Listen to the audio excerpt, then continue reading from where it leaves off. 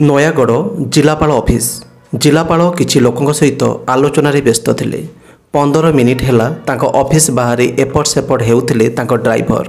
କାରଣ ଥିଲା ସେ ଲୋକମାନେ ଯିବା ପରେ ଜିଲ୍ଲାପାଳଙ୍କୁ ଦେଖା କରିଥାନ୍ତେ। ପ୍ରାୟ 1 ଘଣ୍ଟା ପରେ ସେ ଲୋକମାନେ ବାହାରକୁ ବାହାରିଲେ। ଆଉ ଡ୍ରାଇଭରଙ୍କୁ ଭିତରକୁ ଯିବା ପାଇଁ ଅନୁମତି ମିଳିଲା। ସେ ଭିତରକୁ ଗଲେ। ଯେତେବେଳକୁ ଜିଲ୍ଲାପାଳ ଫାଇଲ୍ ଦେଖିବାରେ ବ୍ୟସ୍ତ ଥିଲେ। ଯେମିତି ତାଙ୍କ ଡ୍ରାଇଭର ବିଜୟ ଭିତରକୁ ଯାଇଛନ୍ତି, ଜିଲ୍ଲାପାଳ ତାଙ୍କ ଆଡ଼କୁ ନ ଅନେଇ ପଚାରିଲେ, ହଁ କୁହ, କ'ଣ କହିବ? ବିଜୟ ଥରଥର ହୋଇ କହିଲେ, ସାହେବ, କ'ଣ କହିବି କିଛି ଜାଣିପାରୁନି। ଜାଣିନି ସେ କଥା କହିବା ମୋର ଠିକ୍ କି ଭୁଲ। ଯଦି କିଛି ଭୁଲ ହୋଇଯିବ କ୍ଷମା କରିଦେବେ। ବିଜୟଙ୍କ ଏମିତି କଥା ଶୁଣି ଜିଲ୍ଲାପାଳ ଫାଇଲ୍ ଛାଡ଼ି ତାଙ୍କ ଆଡ଼କୁ ଅନାଇଲେ। ଯୋଡ଼ ହସ୍ତରେ ବିଜୟ ଛିଡ଼ା ହୋଇଥିଲେ। ଆଉ ତାଙ୍କ ହାତ ବି ଥରୁଥିଲା। ଯୋଡ଼ ହସ୍ତ ଭିତରେ ରହିଥିଲା କିଛି କାର୍ଡ଼। ଜିଲ୍ଲାପାଳ ପଚାରିଲେ, କ'ଣ କହିବାକୁ ଚାହୁଁଛ? କ'ଣ ଭୁଲ ହୋଇଯିବ? ଯାହା କହିବାର ଅଛି ଖୋଲିକି କୁହ। ସେଠୁ ବିଜୟ କହିଲେ କି ସାହେବ, ଜାଣିଛି ମୋର ସେତିକି ଔକାତ ନାହିଁ, ତଥାପି ଆଶା ନେଇ ଆସିଛି। ଯଦି କିଛି ଭୁଲ କହିଦିଏ ଦୟାକରି କ୍ଷମା କରିଦେବେ। ପୁଣି ଜିଲ୍ଲାପାଳ ପଚାରିଲେ କି କ'ଣ ହେଇଛି ତ କୁହ। ବିଜୟ କହିଲେ କି ସାର୍, ମୋ ଝିଅର ବିବାହ। ପ୍ରଥମ ଥର ପାଇଁ ମୁଁ ଝିଅ ବାହା କରିବାକୁ ଯାଉଛି। ସେଥିପାଇଁ ଆପଣଙ୍କୁ ନିମନ୍ତ୍ରଣ ପତ୍ର ଦେବାକୁ ଆସିଥିଲି। ଯଦି ଆପଣ ମୋ ଦୁଆରେ ପାଦ ଦେବେ। ଜାଣିଛି ମୋର ସେତିକି ଔକାତ ନାହିଁ ସାର୍, ଆପଣଙ୍କ ପାଖରେ ବି ସମୟ ନାହିଁ। ତଥାପି ଜିଲ୍ଲାପାଳ କହିଲେ, ଆରେ ତମେ କ'ଣ କହୁଛ? ଜମା ବି ଚିନ୍ତା କରନି, ମୁଁ ନିଶ୍ଚୟ ଚେଷ୍ଟା କରିବି ଯିବାକୁ। ଗତ 2 ମାସ ହେଲା ଜିଲ୍ଲାପାଳ ସିଦ୍ଧାର୍ଥ ଶଙ୍କର ନୟାଗଡ଼ରେ ଯୋଗ ଦେଇଥିଲେ। ଦେଖିବାକୁ ଯେମିତି, କାମରେ ବି ସେମିତି ଧୁରନ୍ଧର। 2 ମାସ ଭିତରେ ସେ ନୟାଗଡ଼ରେ ଚର୍ଚ୍ଚିତ ହୋଇଯାଇଥିଲେ। 50 ବର୍ଷୀୟ ବିଜୟ ତାଙ୍କ ଡ୍ରାଇଭର ଥିଲେ। ସିଦ୍ଧାର୍ଥ ବିଜୟଙ୍କ ପୁଅ ବୟସର ଥିଲେ। ନିମନ୍ତ୍ରଣ କାର୍ଡ଼ ଦେଇ ଯେମିତି ବିଜୟ ଜିଲ୍ଲାପାଳଙ୍କ ଗୋଡ଼ ଛୁଇଁବାକୁ ଚେଷ୍ଟା କରିଛନ୍ତି, ଜିଲ୍ଲାପାଳ ଛିଡ଼ା ହୋଇଗଲେ। କହିଲେ, ଆରେ ଆରେ, ତମେ କ'ଣ କରୁଛ? ମୁଁ ତମ ପୁଅ ପରି, ତମ ପୁଅ ବୟସର। ତମେ ମୋ ଗୋଡ଼ କାହିଁକି ଧରୁଛ? ବିଜୟ କହିଲେ କି ସାର୍, ଦୋଷ ଥିଲେ ଧରିବେନି। ସେଠୁ ଜିଲ୍ଲାପାଳ କହିଲେ କି ଛୁଟି କେତେ ଦିନ ମିଳିଛି? ବିଜୟ କହିଲେ କି ସାର୍, 15 ଦିନ ଛୁଟି ମିଳିଛି। ସେଠୁ ଜିଲ୍ଲାପାଳ କହିଲେ, ଯଦି କିଛି ଅସୁବିଧା ହୁଏ କହିବ। ଏତିକି କହି ଜିଲ୍ଲାପାଳ ତାଙ୍କ କାମରେ ଲାଗିଗଲେ। ଅନ୍ୟପଟରେ ବିଜୟଙ୍କ ଝିଅ ବିବାହକୁ ଆଉ 7 ଦିନ ବାକି ଥିଲା। ଦିନ ବିତିବାରେ ଲାଗିଲା। 7 ଦିନ ପରେ ବିଜୟଙ୍କ ଝିଅ ବିବାହ ତାରିଖ ଆସିଗଲା। ସେଦିନ ବି ଜିଲ୍ଲାପାଳ ବହୁତ କାମରେ ବ୍ୟସ୍ତ ଥିଲେ। ପାଖରେ ତାଙ୍କର କ୍ଲର୍କ ବସିଥିଲେ। ଜିଲ୍ଲାପାଳ ତାଙ୍କୁ ଫାଇଲ୍ ଖୋଜିବାକୁ ଦେଇଦେଲେ। ସେ କ୍ଲର୍କ ଫାଇଲ୍ ଖୋଜୁ ଖୋଜୁ ବିଜୟଙ୍କର ନିମନ୍ତ୍ରଣ ପତ୍ର ଦେଖିଲେ। ତାକୁ ନେଇ ସେ ଡଷ୍ଟବିନ୍ରେ ପକାଇବାକୁ ଯାଉଥିଲେ। ଅଚାନକ ଜିଲ୍ଲାପାଳଙ୍କ ନଜର ସେ ନିମନ୍ତ୍ରଣ କାର୍ଡ଼ ଉପରକୁ ପଡ଼ିଗଲା। କ୍ଲର୍କକୁ ପଚାରିଲେ, ସେଇଟା କ'ଣ? କ୍ଲର୍କ କହିଲେ, ସାର୍, ବିଜୟଙ୍କ ଝିଅ ବିବାହ କାର୍ଡ଼। ବିବାହ କଥା ଶୁଣି ଜିଲ୍ଲାପାଳ ଟିକେ ରହିଗଲେ। ଆଉ କହିଲେ କି ଆରେ, ତମେ ଠିକ୍ ସମୟରେ ମନେ ପକାଇ ଦେଇଛ। ମୋତେ ତ ବିଜୟଙ୍କ ଝିଅ ବିବାହକୁ ଯିବାର ଥିଲା। ଶୁଣିକି କ୍ଲର୍କ ଆଶ୍ଚର୍ଯ୍ୟ ହୋଇଗଲେ। ଭାବିଲେ, ଜଣେ ଜିଲ୍ଲାପାଳ ହୋଇ ଡ୍ରାଇଭର ଝିଅ ବିବାହରେ ଯୋଗ ଦେବେ। ସେଠୁ ଜିଲ୍ଲାପାଳ ତାଙ୍କ ଅନ୍ୟ ଡ୍ରାଇଭରଙ୍କୁ କହିଲେ କି ଗାଡ଼ି ବାହାର କର, ଆମେ ଏବେ ବାହାରିବା। କାରଣ ବିଜୟଙ୍କର ଘର ସେଠାରୁ 45 କିଲୋମିଟର ଥିଲା। ଆଉ ସେତିକି ବାଟ ପହଞ୍ଚିବାକୁ ପ୍ରାୟ 1 ଘଣ୍ଟାରୁ ଉର୍ଦ୍ଧ୍ୱ ସମୟ ଲାଗିବ। କାମ ସାରି ଜିଲ୍ଲାପାଳ ରାତି 8ଟା ବେଳକୁ ବାହାରିଗଲେ ବିଜୟଙ୍କ ଘରକୁ। ବିଜୟଙ୍କର ଘର କିଛି ବାଟ ଥିଲା। ଡ୍ରାଇଭରଙ୍କୁ କହିଲେ, ଗାଡ଼ି ଟିକେ ଦୂରରେ ରଖିଦିଅ, ମୁଁ ଚାଲିକି ପଳେଇବି। ଡ୍ରାଇଭର କିଛି ବାଟ ଆଗରୁ ଗାଡ଼ି ରଖିଲେ। ଜିଲ୍ଲାପାଳ ଚାଲି ଚାଲି ବିଜୟଙ୍କ ଘରକୁ ଗଲେ। ଭାବିଲେ 1 ଘଣ୍ଟା ଭିତରେ କାମ ସାରି ଫେରିଯିବି। ହେଲେ ବିଜୟଙ୍କ ଘରେ କିଛି ଏମିତି ଘଟଣା ଘଟିଲା। 1 ଘଣ୍ଟା କ'ଣ ସାରା ଜୀବନ ତାଙ୍କ ଘରେ ରହିଗଲେ ଜିଲ୍ଲାପାଳ? ତେବେ ବିଜୟଙ୍କ ଘରେ ସେଦିନ ଏମିତି କ'ଣ ଘଟଣା ଘଟିଲା? ଜିଲ୍ଲାପାଳ ବିଜୟଙ୍କ ଘରେ ସାରା ଜୀବନ ରହିବାର ମାନେ କ'ଣ? ଏହା ଏକ ଏମିତି ଉତ୍ସାହପ୍ରଦ କାହାଣୀ, ଶୁଣିଲେ ଆପଣଙ୍କ ଆଖିରୁ ଲୁହ ଆସିଯିବ। ଏମିତି ତ୍ୟାଗ ଆପଣ କେବେ ବି ଦେଖିନଥିବେ। ତେଣୁ ମୋର ଅନୁରୋଧ, କାହାଣୀକୁ ପୁରା ଦେଖନ୍ତୁ, ଜାଣିପାରିବେ। ଜିଲ୍ଲାପାଳ ବିଜୟଙ୍କ ଘରେ ପହଞ୍ଚିଗଲେ। ସେତେବେଳକୁ ବିଜୟ ହାତ ଯୋଡ଼ି ଅତିଥି ସତ୍କାର କରୁଥିଲେ। ପଛ ପାଖରୁ ଯାଇ କହିଲେ, କେମିତି ଅଛନ୍ତି ସାର୍? ସମସ୍ତଙ୍କ ସାମ୍ନାରେ ଜିଲ୍ଲାପାଳ सिद्धार्थ विजयंकर पाद छुईले। जेमिति जिलापाल पाद छुईंछन्ति विजय चमकी पड़िले। सांगे सांगे तलकू नई जाई जिलापालक हाथ धरी पकई कहले, ए कौन करुछन्ति साहेब? तापरे जिलापाल विजय को कुंढई पकेले। पुणी विजय कहले कि सार आपण एते बड़ ऑफिसर, मो झियो बाहागर को आसीछन्ति। मो केउ जन्मरे की पुण्य करिथिली आपण मो झियो बाहागर को आछन्ति। जिलापाल कहले, क्षमा करिवे, मोर विलंब हो गला। विजय कहले, सार आपण सेमिति कहतुनी, आपण जम्मा भी विलंब रे आसी नांती, आपण मो पई भगवान। दुई जनक भितरे एमिति भाव विहलित पूर्ण कथाबार्ता देखि अन्य माने विजय को पचाइले कि ये किए? विजय कहले, साहेब हेउछन्ति जिलापाल। दुई जनक भितरे कथा सरू सरू विजय कहले, सार चलतु, मो झियो सहित भेट करईदेवी, से भी आपण को देखियो बोली अपेक्षा करिथिला। जिलापाल सिद्धार्थ सेठू विजय पछे पछे चलिले। विजय झियो लाली तांको रूम रे बसी सजेई होउथिले। विजय कबाट खोली भीतर को पशिले आ बाहर छिड़ा होइथिबा जिलापाल को भीतर को डाकिले। जेमिति जिलापाल भीतर को पशी लाली को देखिचंती जेमिति से स्तब्ध होइगले। लाली भी जिलापाल को देखि ताज्जुब होइगले। जिलापाल पार्टी बाहरी पड़िला, लाली तमे? लाली भी किछि कहि पारु नथिला, केवल सिद्धार्थ को अनै चलीथिला। किछि समय पर सिद्धार्थ, लाली तमको मु केते न खोजिछि, तमे से दिन ठारू कुआडे गायब होई जाइथिल, केते काहाको न पचारिछि तम विषय रे, केते खोजिछि तुमको, हेले तमे मते न कहि कि काहे कि पळेई गल, कोन पई, कोन होइथिला तुमर? निज साहेबकर आउ निज झीर एमिति कथा शुणी चकित हो गले विजय। झील को पचाइले कि झील तू कौन सार को आगु जानिछु? लाली बापा मुह को अनाइला आउ कहला, हाँ बापा, ये हेउचंती सेई सिद्धार्थ शंकर। झील मुहरु यह शुणी विजय जेमिति चमकी पड़िले। लाली कहीं निजे विजय भी भाभी नथिले कि सेई सिद्धार्थ हेउचंती एई सिद्धार्थ शंकर। सेठू विजय आउ किछि कहिबा करू लाली कहले कि बापा, जदि तमे किछि न भाबिब आमको किछि समय पई एका छाड़ी दब कि? विजय कहले, हाँ रे माँ, तू तांको सहित कथा हो, मो गेस्ट को कथा बुझुची। एतिकी कही विजय बाहर को पळेइले। एबे से रूम रे केवल लाली आउ जिलापाल सिद्धार्थ थिले। सिद्धार्थर भी उत्कंठा बढ़ी बढ़ी चलीथिला। लाली कहले कि सेदिन तमको छाड़िकी पळै आसिबा व्यतीत मो पाखरे आउ किछि चारा नथिला। मु जदि तमको जणैकी आसीतांती हुए तो तमे मते छाड़ी नथांत। किंतु किंतु काहींकि लाली, एमिति की परिस्थिति थिला जे तमे मते छाड़ी दे पळै आसिल? लाली को आखे लुह आसीगला। तांकर से पुराना कथा मने पड़ीगला। उत्कल विश्वविद्यालय रे दुहें एका साथी पीजी करुथिले। सिद्धार्थ और लाली दुहें गरीब परिवार थिले, तो सेमानक सहित बहुत कम पिला मिसुथिले। हेले दुहें पाठ पढ़ारे किए काहाठारु भी कम नथिले। सेथिपाई भी अन्य सांग माने सेमानकु ईर्ष्या करुथिले। दिने क्लास रे गणित पढ़ाउथिले सार। पाठ मझिरु समस्त को प्रश्न पचारिले, हेले किए भी उत्तर दे पारलेनी। जेतेबेले सिद्धार्थ को डकागला, से बोर्ड रे एमिति सरल भाव में बुझाईदेले जे सार भी चकित हो गले। लाली भी आश्चर्य हो गले। आउ सेही दिन ठारू लाली को नजर सिद्धार्थ आड़ को पड़ा। से क्लासरूम रे सिद्धार्थ को नोटिस करुले।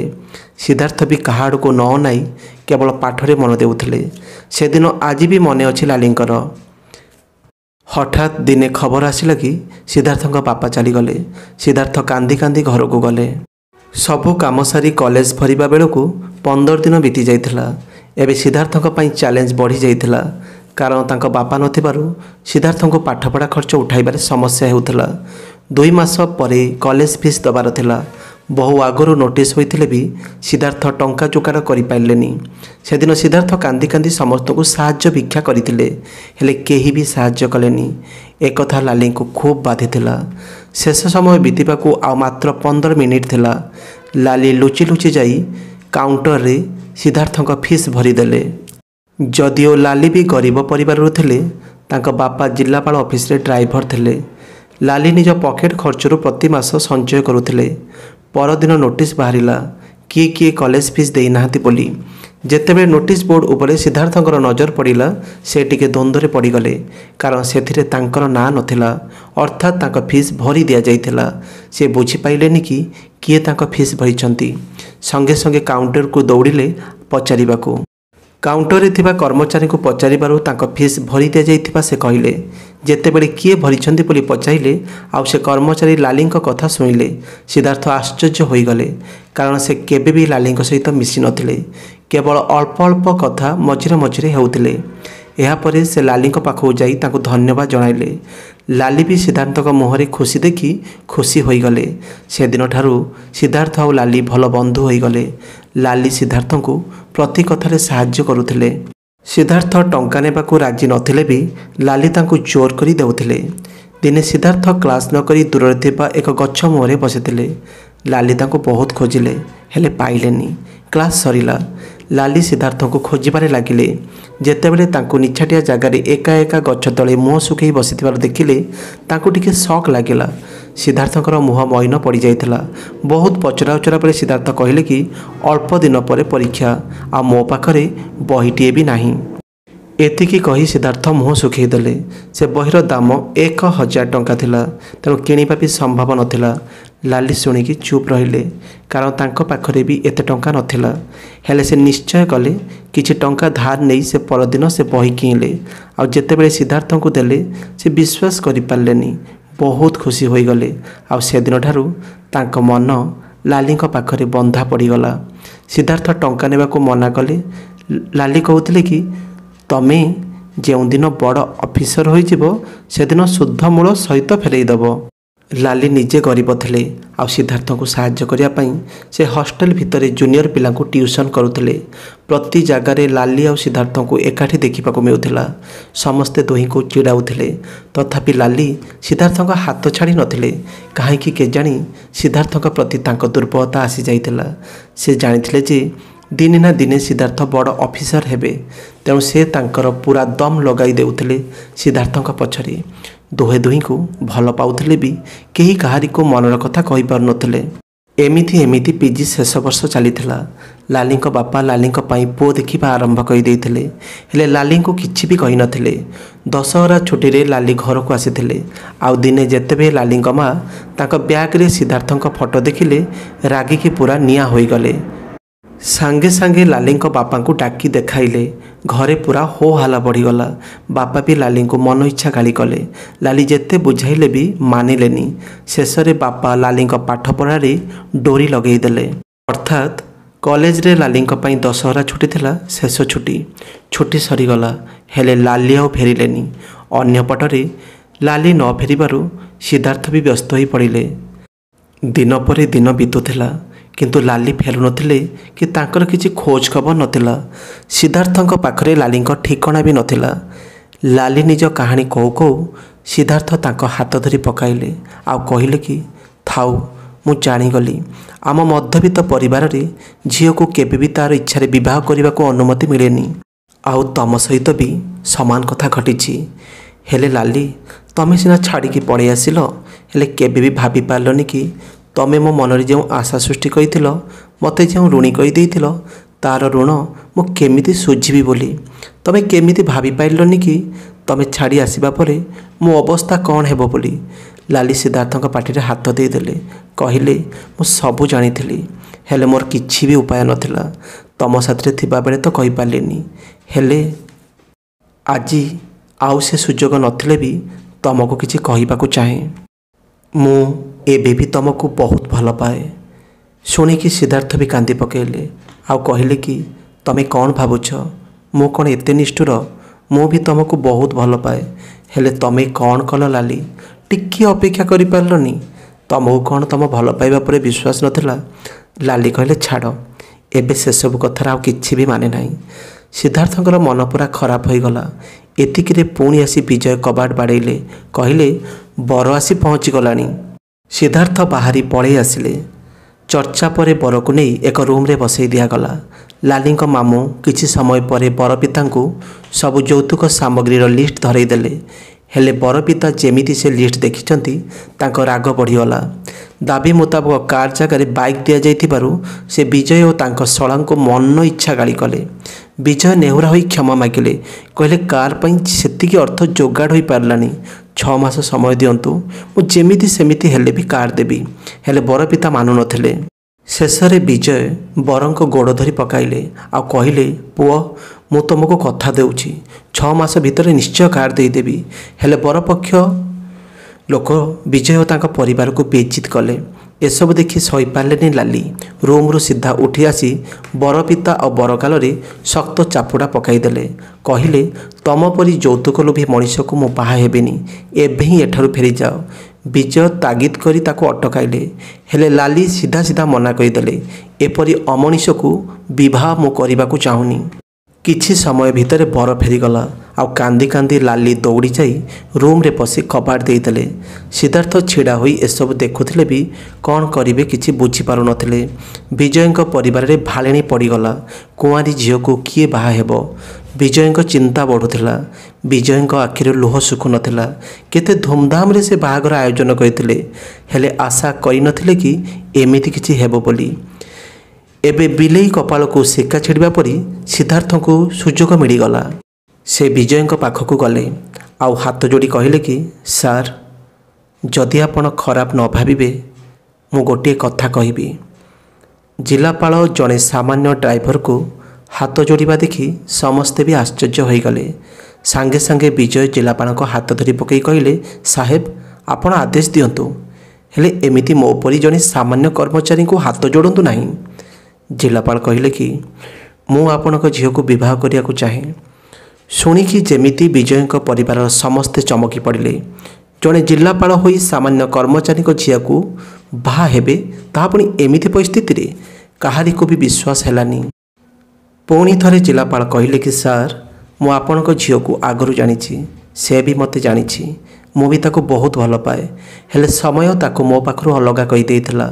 बोध हुए से समय आम दुही को एमिति परिस्थिति रे जोड़िबा पई चाहूची, आपण दयाकरी मना करंतुनी। शुणिकी तो विजय आखिरु आनंदाश्रु बहीगला। से केबे भी भाभी नथिले कि जिलापाल तांकर ज्वाई हेबे बोली। से कहले कि सार, मु ना करिया पई किए, आपण मो मालिक, आपणक परी ज्वाई तो 7 जन्म तपस्या करथिले मिले। ए खबर जेतेबे लालीଙ୍କ पाखरे पहुँचला, से भी खुशी रे पागल होई गले। सिद्धार्थ लाली को बाहा होई घर को नहीं आसिले। एबे जिलापाल प्रतिदिन ताको ड्राइवर को नमस्कार करुथिले। तो श्रोता बंधु माने कहानी तो एतिकी थिला। केमिति लागिला निज ना आउ जागाना सहित कमेंट बॉक्स रे जणैबे। आगामी वीडियो रे आपनकर ना घोषणा हेबो। वीडियो भलो लागितिले लाइक शेयर और सब्सक्राइब करिवे। हाँ, बेल आइकन को ऑन करने को जमारू भूलबनी। आपण ए कहानी क्यों शिक्षा पाइले निश्चित कमेंट बॉक्स में लिखिए।